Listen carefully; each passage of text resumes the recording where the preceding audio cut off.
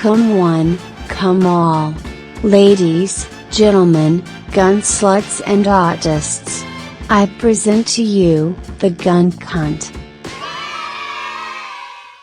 What the fuck is going on, you little gun sluts? This is the Gun Cunt, aka Retard Actual, coming at you with a little video here about these charging handles that I have mounted. Full disclosure, these were provided by Eitri's Enhancements. They were cool enough to send me two. We were actually talking about some other gun stuff, and they were like, hey, you want a couple of charging handles? And I was like, fuck yeah. So this isn't any kind of spiel where I'm trying to sell anybody or anything like that. In fact, all of my notes today are pretty much my observations of these particular charging handles. He told me a little bit about them. I looked them up and I told him I was very interested because it has a unique locking mechanism. The way these clamp on to the charging handle is a little bit of a far cry away from the standard, like just fucking set screw that you got to crank the fuck down. So I'm going to kind of cover some points about these and just kind of do a long-winded, tabletop kind of discussion here. But I do want to kind of highlight these two charging handles. Essentially, they told me to just do what I do. One of the cool factors about their company is only release products that they have, the utmost trust in and that they've already developed and they know work. So they have no doubt. I mean, none of this is beta testing. Essentially, what he said is run the fucking piss out of them. And, if anything does arise, go ahead and let us know, because they're always willing to adapt their products and fix any kind of issues if there are any. However, with what I have seen so far on their Instagram page, as well as some accounts from previous purchasers, these things are pretty goddamn solid. But anyhow, I'll kind of dig into a little bit of the ebbs and flows of these charging handles, how they may differ, how they mount, and shit like that. Alrighty, so one of the key focuses when it comes to mounting accessories on rifles is you can see this retard build out that I have up top.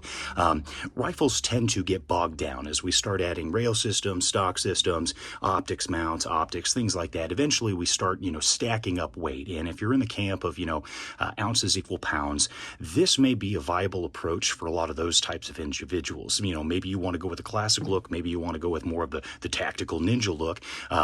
Essentially what these would accomplish in that regard, when you first receive the package, you'll notice that it's significantly lighter than a lot of the standard drum type aluminum charging handles that are out on the market. That's not to say all of them. There's some that are, have lightning cuts or have, relief cuts, and they're kind of, skeletonized and shit like that. But if you're tacking these onto the rifle, one of the cool things is, especially if you're a competitor, you're still after the utility of said charging handle, it's just shaving off a little bit of weight, right? So again, depending on what your setup looks like, if that is a core focus of yours, it is pretty fucking cool to have something that still provides that same utility at a fraction of the weight.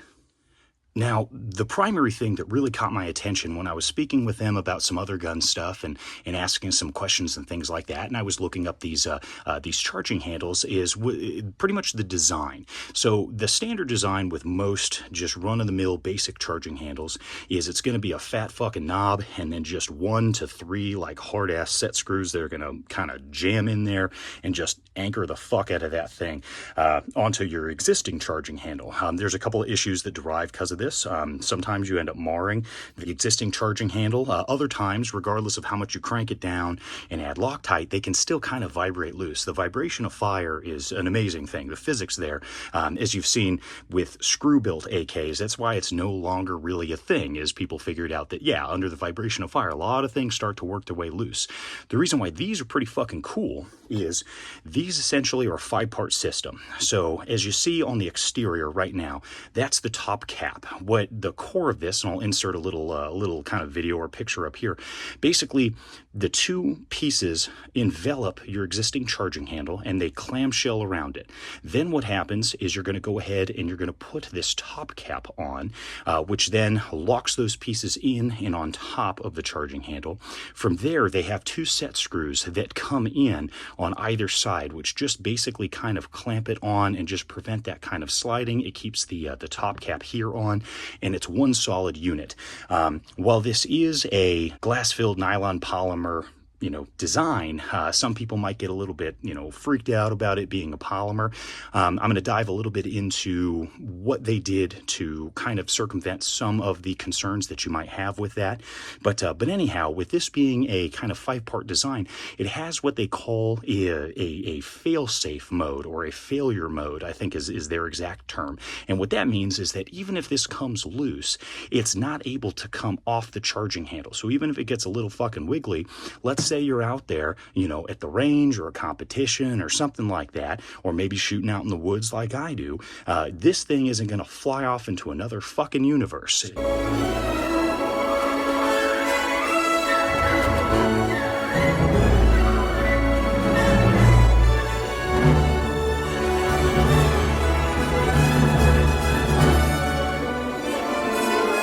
It's basically going to go ahead and stay anchored and you're still in the game. And with that cool feature, you also have something else that, to me, was a pretty cool selling point. So it's what they call a non-marring design.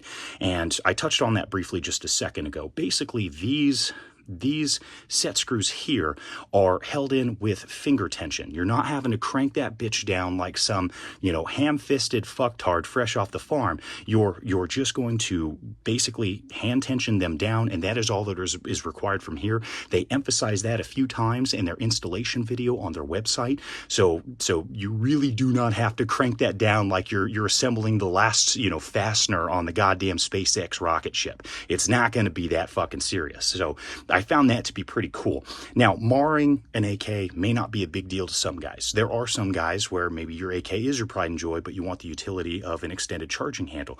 Well, this could be one of those kind of peak interests about this particular design over one of the aluminum ones, is that it's not designed to use maximum tension to keep it locked down. It has that enveloped system around the existing charging handle where it locks in and behind the neck and prevents it from slipping off. So basically lightly getting them in. And they're affixed in by something that is called a vibratite. What it's designed to do is envelop the set screw threads in addition to the polymer threads. And so they make note of this. They say that, well, realistically with polymer threads, things can strip out. So what we're going to do is we're going to add this adhesive, and it's kind of this like enamel, tacky kind of adhesive compared to more of the traditional Loctites. It's going to kind of envelop on those threads and fill that void space with the threads, kind of locking it on a little bit. And there's a little bit of a how to do, but they cover all of that in the installation video, which I thought was very helpful. I mean, not that it's terribly complicated. I mean, if a dumb fucking retard like me can do it, pretty much anybody can. But anyhow, that's one of the other solutions that they have, is they provide that in the kit. And while I'm on the subject, what I thought was really fucking cool is when you receive these charging handles, it comes in a complete kit. And one of the things that I appreciate is not only do you have the Allen wrench that matches the set screw, you also get something called vibratite. Now, admittedly, I have not fucked with vibratite before, so this was a first, but it's a pretty cool fastening liquid or hardening liquid, or whatever the fuck you want to call it. But what I appreciate is this is all one package. I don't have to go out and source, let's say I was just starting out in my gun adventures, I don't have to go and source, a set of metric or inch pattern Allen wrenches. I don't have to go out and get Loctite or anything like that. And I think that the additional cost, if you're just starting out with guns and you don't have all the, the tools and stuff like that, let's say you're in an apartment and you're limited on space and all you have is like the shitty Allen wrenches that come with some of the Amazon stuff that you buy, or maybe you have a whole pile of weird odds and ends of Allen wrenches from your IKEA furniture. Sometimes guys don't have that. And so when you incur the extra cost of the Loctite as well as the Allen wrenches, I mean, you're looking at another, what, $6 to $8 for the Loctite. You're probably, adding another anywhere from like, I don't know, $6 to $12 for the Allen wrench set. This comes in one fucking whole go. It is just one kit. And I don't know if you're, like me, but appealing to that budget crowd, you kind of look forward to getting these parts in the mail all fucking week. It finally arrives. You go to mount it and you're like, oh, fuck, I got to go out and buy that dumb shit to be able to just mount the fucking thing I just bought.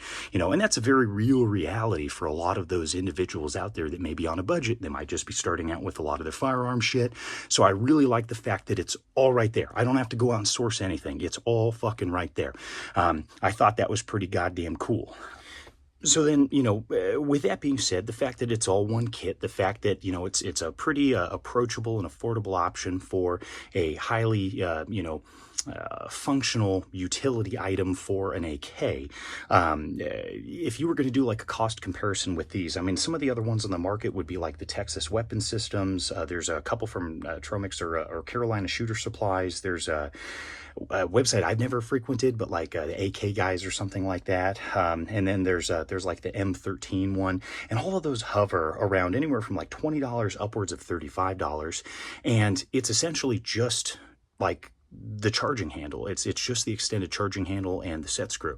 Some have, one set screw, some use two, some, in, I think it's the Texas Weapon Systems variants, they use three on all sides. And the thing that can happen sometimes is, you go to crank those things down. Sometimes you can run the risk of stripping them and things like that. And this would be no different. These being polymer threads, you want to be careful on the install. But it's very, very straightforward and very easy to do. Again, their installation video covers all of that. But when you look at what's available online for the charging handles here, sometimes things are out of stock, sometimes it's running up $30, and you still have to have all those other fixings in order to mount it if you don't have those on hand. Again, I'm not preaching to any of the crowd that are veterans in terms of the firearms collecting and firearms, accessorization and shit like that. I'm talking to those that may be on a budget, that may not have all of that amassed tools and other things like that. And it comes in handy when you get a complete kit like this, and also at a pretty competitive price point. That being said, the way this installs, I'm not going to show it on camera. I, like an eager kid on Christmas morning, I test fitted on like 2 other rifles, and I just decided to pull the trigger and mount them. Ideally, I wanted one to fit my Vishka, but that is one of the variants that this does not fit. Luckily, on their website, they have a fat list of compatible variants that they've tested. There are going to be some weird outliers, and it should be known that with AKs, you're going to occasionally have some weird fitment issues with, the particular country of origin or U.S. versus foreign manufacturing, things like that. But that list is pretty substantial because it's going to cover a lot of the variants that are out there.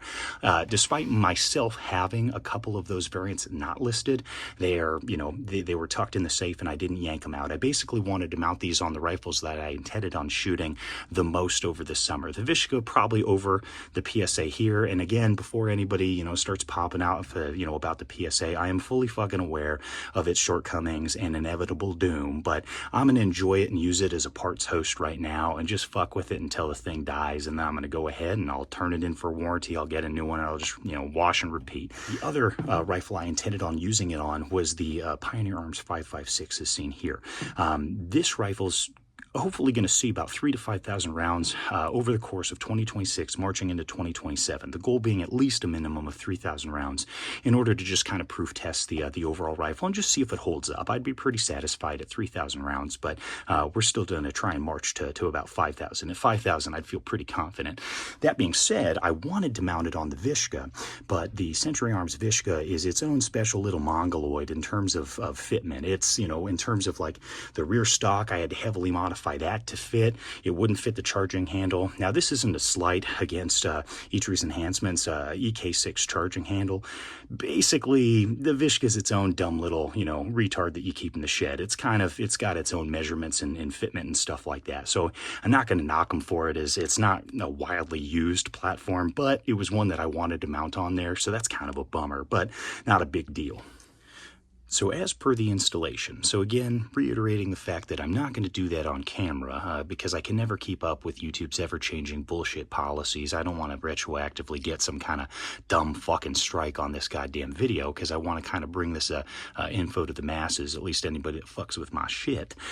Basically with this install, super simple. I didn't really follow the directions for the Pioneer Arms, which I'll touch on in a second, but I did on the PSA AK right here. They basically list in the installation video is when you have the 2 clamshell pieces, work the set screw back and forth to kind of open up the threads and just make sure that nothing's, kind of out of alignment, and kind of work it in to the point to where you can kind of lightly twist the set screw in through it. So that should just ensure a good clean feeding. What I ended up doing is I took the Allen wrench and the set screw and I pre-lathered it with the Vibratite, and then I screwed it in. And the reason that might not be the best way to do it, and there's also what they suggest doing on their website, the proper way to do it is to pre-thread about 1/4 of both set screws, and then at the very top of Vibrotite packet here, just clip a tiny hole so you can conservatively just kind of do a little dab or a line on the set screw, and then turn it 180 degrees, and then maybe do another little dab or line on that, and then twist it in. And again, we're just using finger tension in order to get it to fit.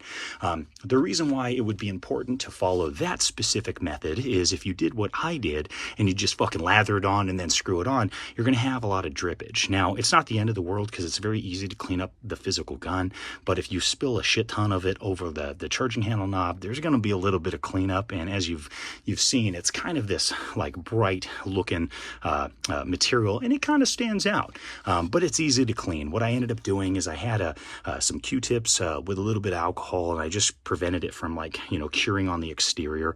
The other kind of pro tip is if you got like shop cloths or a paper towel, or fuck, again, if you're in an apartment and you don't have a whole lot of this kind of bullshit, a napkin or even a fucking tissue or something like that, just perforate that, have the charging handle poke through, and then you have this little kind of like platform, so if any drippage applies onto here, it's less cleanup the following day. So once you get those tension down, what they do advise is that you allow about 24 hours to cure, and at that point it's good to go. You should be able to run this nice and hard, but that cure time for the Vibrotite's about 24 hours, give or take.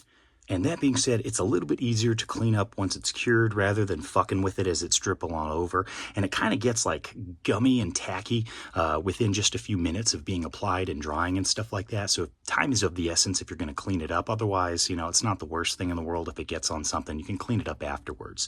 From there, another cool point is that these work really well with enhanced or notched safety levers. So your actual selector lever here, this is sitting up and above the neck, so this can still lock in without interfering with it. Some people, if they mount their Chinesium mystery meat types of charging handles a little bit too deep, sometimes what can happen is it'll interfere if for some reason you do use this system. I know some guys out there don't, some guys do, but I thought it was cool that this worked really well with the notch there. That could be, you know, for a number of positive reasons. So if you have a particular range or a competition where you need to show clear, lock it back, sometimes something like that comes in handy, but most of the times they're going to request that you use a chamber flag to ensure that the chamber is clear. I mean, give or take, it just depends on your range and wherever you happen to be at. But, you know, that's just everybody's personal take on the enhanced safeties there.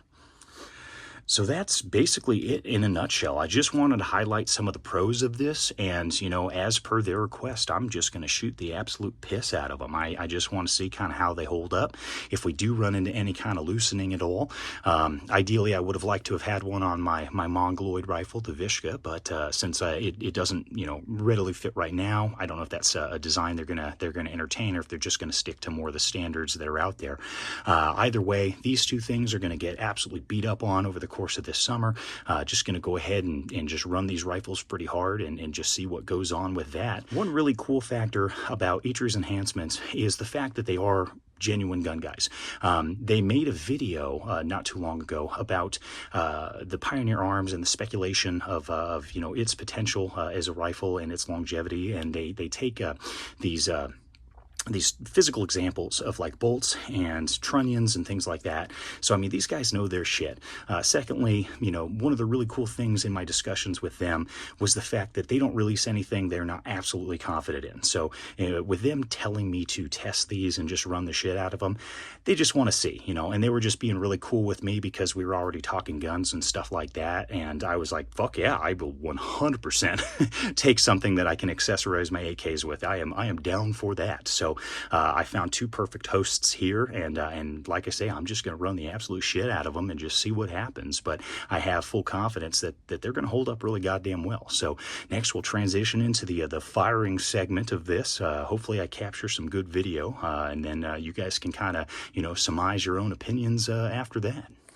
Alrighty, so today we're going ahead and testing out the Eitri's Enhancements EK6 AK charging handles. I have about 220 rounds dedicated today for the Pioneer Arms 5.56, and then over here this is the PSA GF3. I think I have about 140 rounds loaded up. That's all I want to allot for this particular range session for that guy. I'm going to start off with some limited rounds, just make sure these guys are dialed in, and then we'll go ahead and have some fast action construction fun. I haven't given the PSA AKs a fair shake with the Pioneer arms. They do fit, but they're very tight. These work really well in my Zastava M85 and M90, but I've yet to really run them in the Pioneer arms 556 here. So we'll go ahead and see, you know, kind of how it feeds. I do know that when I insert these and I run the charging handle, I get like this little skidding effect on the follower. So it's pushing the rounds pretty far. So the lug difference is a little bit, kind of a little bit off for this particular rifle. But again, runs really well in the M85 and M90. And then just going to go with the X-Tech magazines here today. And of course the blue waffle. And yeah, we'll have at it. EK6 charging handle. Sweet.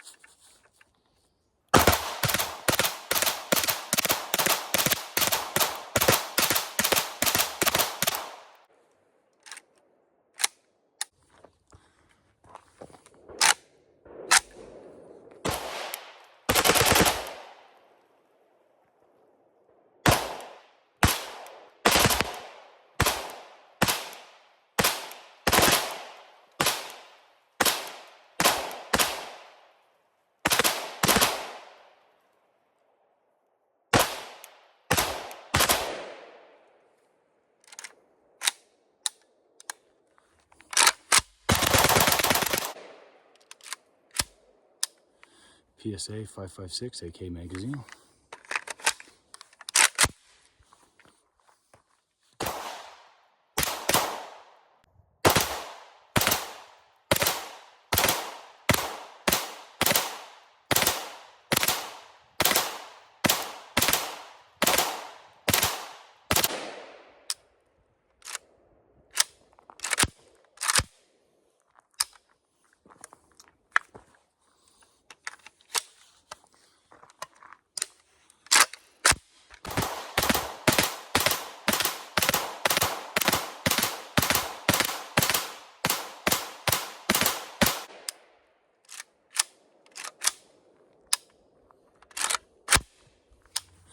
Gen 2.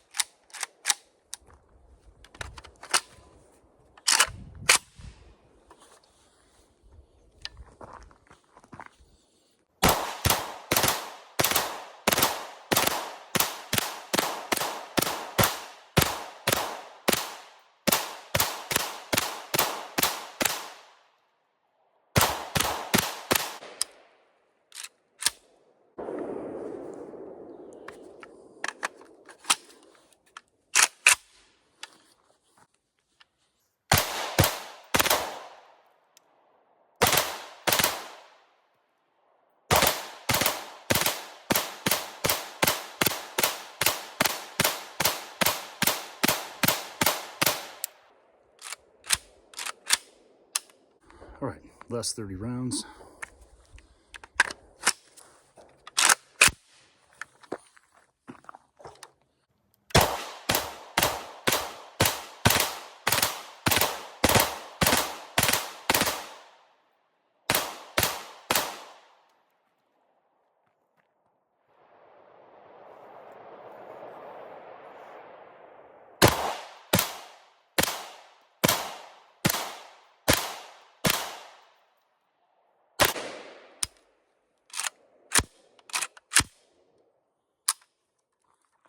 No wiggle.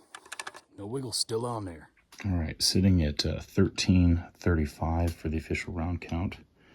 Here is the lugs right there, still looking pretty good. I did notice this ejector, listen. So just a little bit of peening. I don't know if you guys can tell. A little bit of peening there. Everything else looks okay. Some fucking debris in here. I gotta clean that out. But yeah, everything else looks okay. Bolt is still looking good. That, and again, that little tick mark was there pretty much from the get-go. Bolt's looking good. Bolt face right in there. No kind of peening on the cam lug at all. That looks pretty good. Looking good. Here's the carrier. So, some mushering of the tail. The rest of that looks good. No weird peening of any kind. And no scoring of the gas piston at all. So, yeah, all in all, not too bad. It's still looking pretty okay. I do believe a K&S piston is probably going to be the best route for these rifles. The Pioneers are just super overgassed. I did have, let's see, you have a little bit of brass.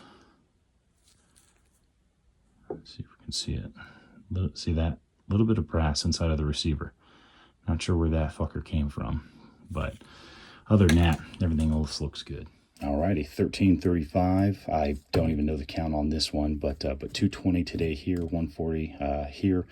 These things are absolutely solid. They are not going anywhere. Very, very impressed with their locking mechanism and how well it operated while still providing quite a bit of utility in terms of carrier manipulation. So, yeah, if you guys haven't looked into Eitri's Enhancements, I would strongly suggest giving these a look if you wanted to kind of favor some of those those pros that I had mentioned about these, or if you're interested in its attachment method over the just the set screw variant. So anyway, thank you guys for watching. I don't check my channel often, but when I do, I go ahead and I try to get back to absolutely everybody. However, sometimes some of the comments get lost for one reason or another, so I do apologize. But if you have any questions or comments or anything like that, leave them below. I'll get to them when I can. Thank you. Bye. I can't believe today